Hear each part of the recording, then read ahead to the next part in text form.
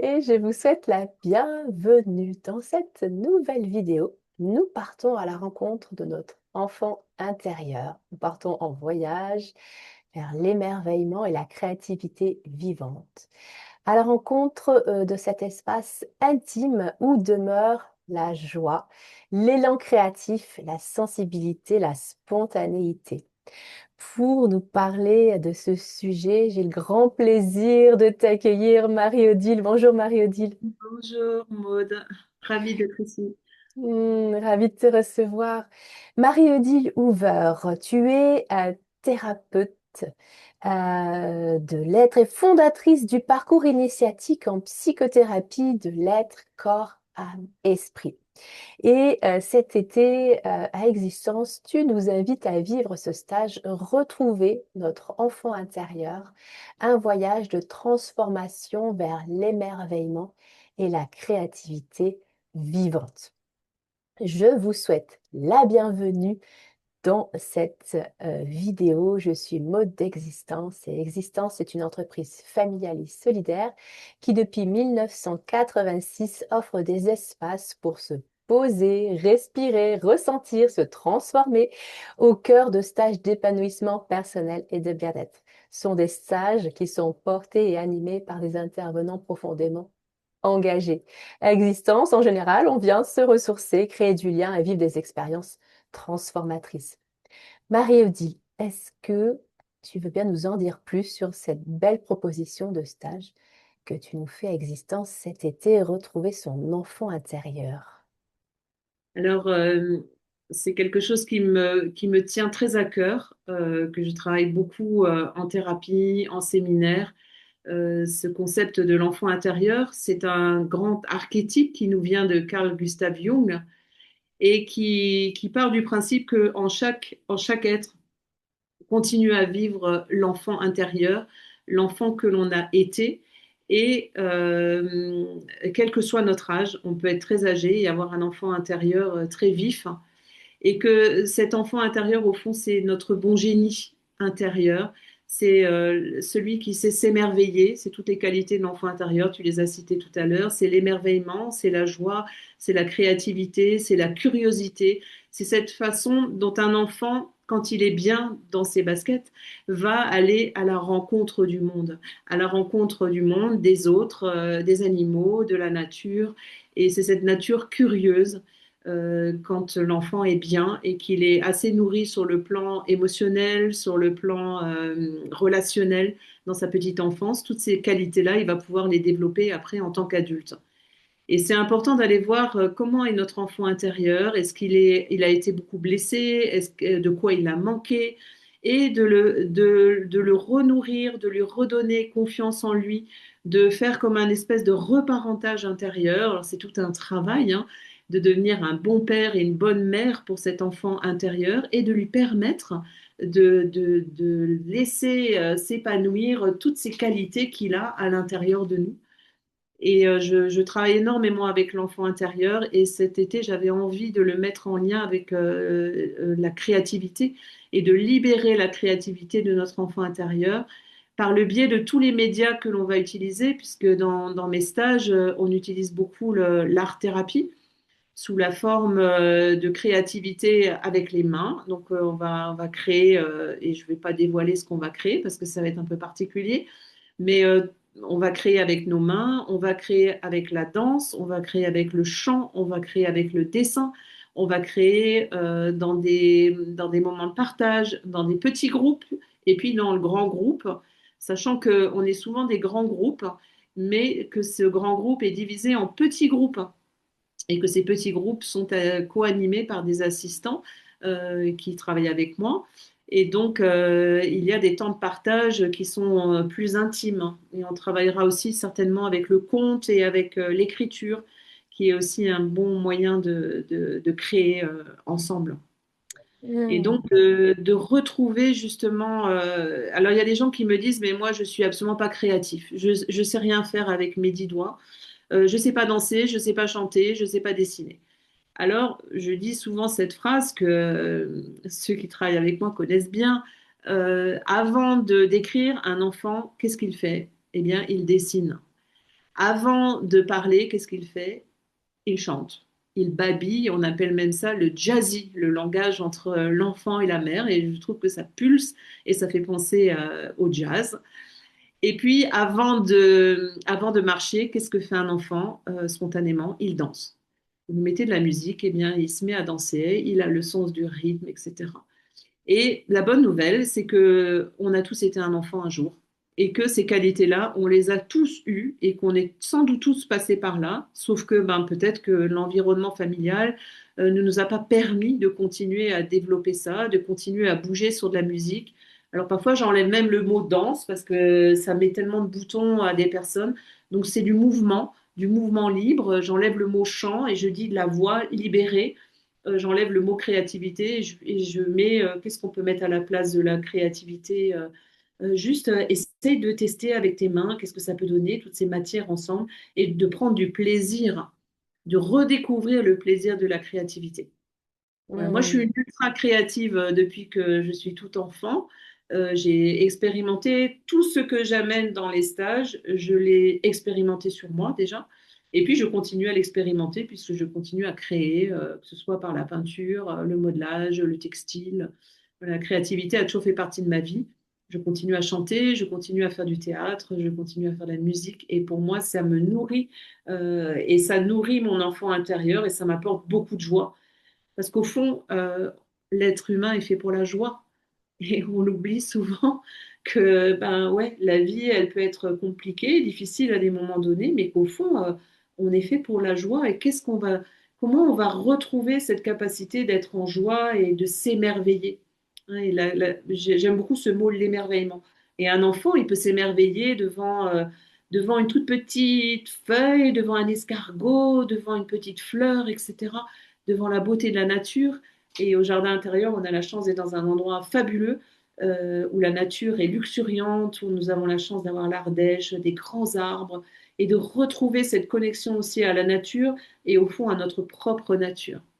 Marie-Odile, justement, comment les personnes qui nous regardent peuvent identifier que peut-être leur enfant est intérieur, comment ça se manifeste dans la vie de tous les jours quand notre enfant intérieur, justement, a perdu cette connexion, a perdu cette spontanéité, tu vois, par des exemples un peu précis pour qu'on puisse, tu vois, se reconnaître, pour qu'ils puissent se reconnaître, là, les personnes qui nous regardent. Ah oui. Ça, je vis ça. Ça veut peut-être dire qu'effectivement, j'ai bien besoin d'aller faire un petit tour du côté de mon enfant intérieur. Tu vois, concrètement, ça se manifeste comment? Moi, je dirais la première chose, c'est quand on a perdu la connexion avec sa spontanéité. Hein, la spontanéité d'être dans le mouvement, d'aller vers les autres, de faire des rencontres ou de changer un planning, par exemple, de dire, ah, mais il y a autre chose qui se présente là dans ma vie, je vais aller tester ça au lieu. Et puis, souvent, on est psychorigide en disant, bah non, c'est ça que j'ai prévu et je bougerai rien. De s'autoriser à sourire dans la rue à une personne que je connais pas, à aller parler, à aller m'exprimer de façon libre. Un enfant, il vient, il découvre. Moi, je sais que j'ai une grande salle ici avec des peluches à l'intérieur. Quand les enfants arrivent là, ils sont tous en train de regarder. Ah, mais c'est beau, on va voir, on va se réjouir. Et puis, c'est la capacité d'être dans la joie et dans l'instant présent. Un enfant, il est complètement dans l'instant présent. Quand il est dans le jeu, par exemple, il est complètement dans le jeu.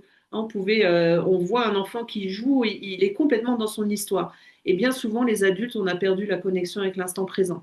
C'est-à-dire qu'on peut faire quelque chose et puis on est déjà en train de penser à ce qu'on va faire dans l'heure qui suit ou l'après-midi ou ce qu'on a fait la veille et on est rarement dans l'instant présent. Et ça, c'est vraiment une des grandes caractéristiques. On parle de pleine conscience aujourd'hui, mais l'enfant, pour moi, il est dans la pleine conscience.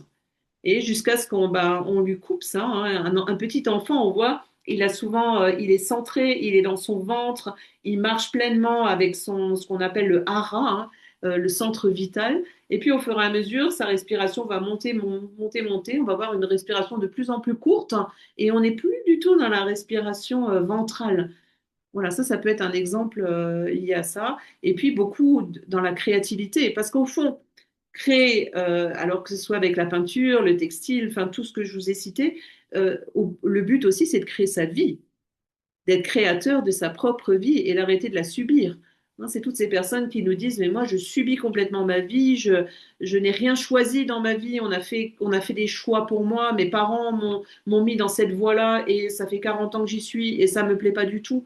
Euh, et le but, c'est sois créatif de ta propre vie, mets-y les couleurs que tu as envie de mettre, les senteurs, les endroits, ose voyager, ose bouger, ose aller à la découverte du monde et ose t'émerveiller. Et combien d'adultes ont perdu complètement le sens de l'émerveillement? Mm. Et je trouve que ça, c'est une qualité, et j'espère pendant le stage, on va pouvoir rentrer dans des exercices très simples au fond, mais de retrouver cette qualité de l'émerveillement dans l'instant présent. Hmm. Donc finalement, là, tes participants, ils vont pouvoir se saisir avec tout ce que tu vas proposer tout au long de la semaine on va dire, d'outils ou de moyens d'approche pour venir, tu as employé ce mot, se reparenter, être les bons parents pour soi, aller apporter à Oui, cet enfant ce dont il a manqué quelque part. Et tout à fait, c'est... Ouais, tout à ok. fait. Et les caractéristiques d'une bonne mère, hein, c'est la douceur, c'est la présence, c'est peut-être arrêter de courir partout et de prendre du temps de repos, hein, et de prendre cet enfant intérieur par la main et lui dire, viens, je m'occupe de toi. Et c'est des exemples, hein, mais être un bon père pour soi, c'est de se féliciter. Hein. Le rôle du père, peut-être, c'est de dire, ben, je suis fier de toi. Et peut-être que c'est des mots qu'on n'a jamais entendus.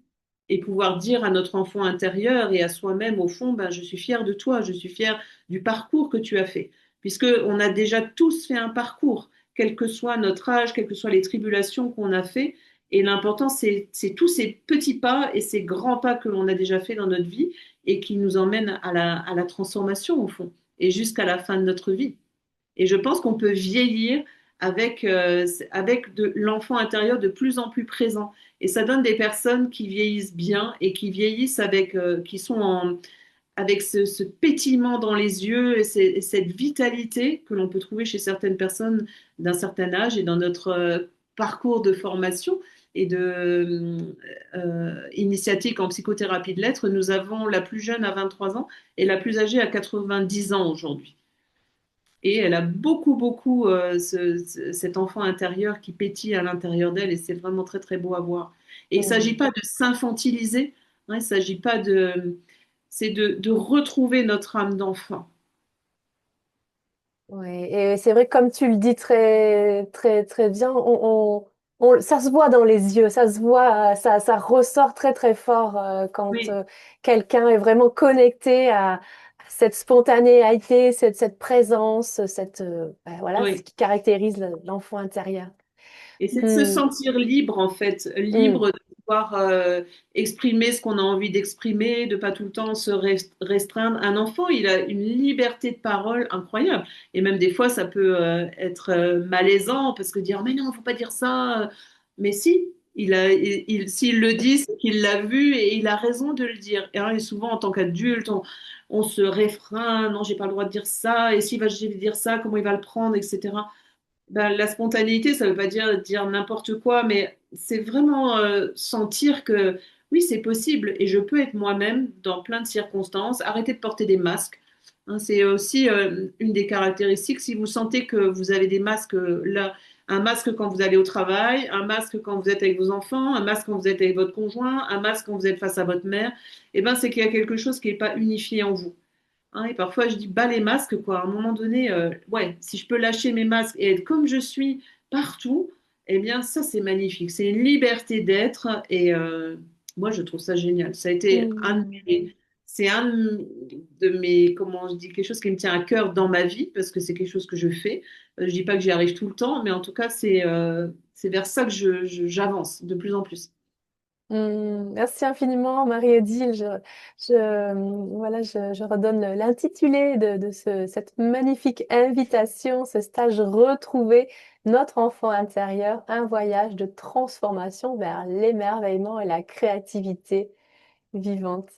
Merci d'avoir été avec nous, Marie-Odile, Merci beaucoup, Maud. et au grand plaisir de te retrouver cet été. Je vous dis au revoir à tous. Au revoir, Marie-Odile. Au revoir. Transformez votre vie dès aujourd'hui, réservez vos activités d'épanouissement personnel sur existence.fr et commencez votre voyage vers le bien-être.